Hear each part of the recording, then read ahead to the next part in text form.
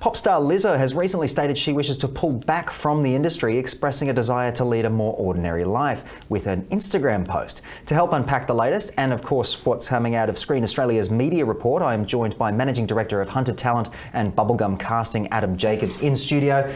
Adam, it's good to see you again. Lizzo put out this curious post, which I saw recently. What does that mean, broadly speaking? Well, thanks for having me again, Mike. So I think what you're sort of seeing with the Lizzo post is that she's basically, tired of all of the online trolling that she's been receiving since she sort of became more famous. And obviously, body issues aside, anyone who starts to see any kind of notoriety or fame starts to be on the receiving end of a lot of negative, sentiment in online. So you can see where people are trying to remove themselves from this or create more normalcy. The price of fame is high, as they say. Yeah. Are you seeing more of a trend when it comes to celebrities wanting that and desiring those things? Look, we see this from all sorts. Like, in terms of our talent, we've got a kids agency, we've got a grown-up agency. Yep. We'll see parents be jealous of other people's children who are being successful. And, so we've had to be really careful around protection of our kids from other people's parents, online and things of that nature. Yeah. So that's a really, very sort of thing that we've noticed. But in general terms, you do see like there's an undercurrent of petty jealousy in terms of the entertainment industry quite often. Which has been the narrative since forever, right? Yeah. Like people turning their backs on each other and backstabbing and all this sort of nasty stuff.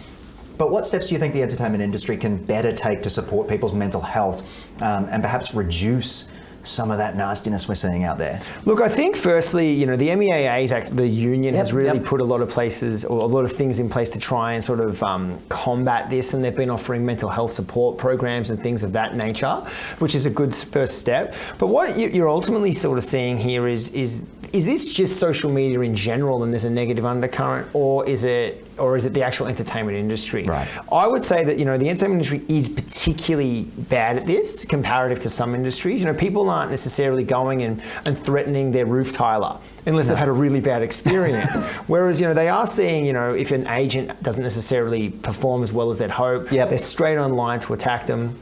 And that being jealous of other people's children or being jealous of others, I guess that's part of entertainment. I think there needs to be more of an understanding from an agency side particularly of the resilience required at this. It's so hard. Even yourself, you're a broadcast journalist. That's a very difficult job to get. And to get your job, probably 500 people had to miss out. And of course, I never thought about it like that, but I'm curious to know a little bit about what lessons can be learned from going to social media, as Lizzo's done here, and used it as a platform of saying, hey, I'm done, I quit this nasty, horrible sort of stuff. Is it enough?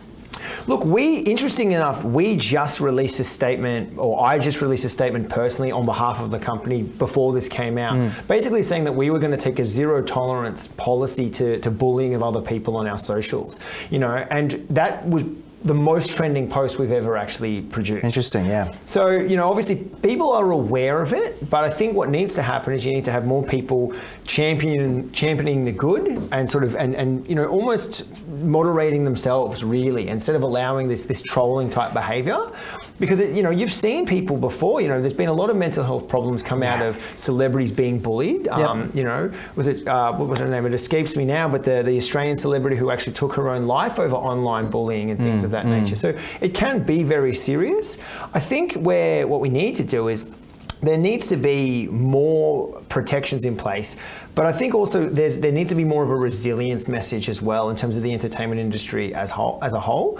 I think from my perspective, looking at it, we've also been on the receiving end of negative statements like this, and I think what I would say is, you have to almost just, delete the really negative ones and champion the ambassador ones. Yeah, it's interesting stuff. And again, with your clients, do you tell them to moderate their social media stuff just to finish? Do you have any control over these sort of things when it comes to making sure you don't post this or be careful when you're doing this? Yes. So we're very, very particular on telling people, hey, you really shouldn't say that type of thing, or you shouldn't do this. And we're very, very big on internally cancelling out people who are ultra negative to others. We have a zero tolerance policy on it. Yeah, it's wonderful to see. And of course, hopefully look forward to speaking to you next week. It's all the time I've got for you today, Adam. We got right into that one. But thank you so much for joining me as always. Thanks for having me.